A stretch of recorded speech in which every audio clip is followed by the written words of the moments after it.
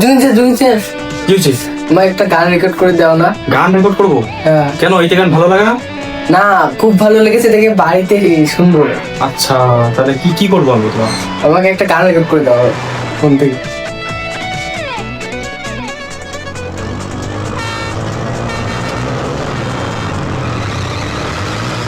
ঠিক আছে, হ্যাঁ তো হয়ে গেছে। বাড়িতে ভালো করে গানটা শুনে রেখেছে, যাও। গান সে খুব সুন্দর, খুব বাড়িতে ভালো করে শোনো, ঠিক আছে? ওকে। ওকে, হ্যালো এভরিওয়ান, সেও শুনি এখন গানটা। আয়না মন ভাঙা আয়না, যায় না বেলা বড়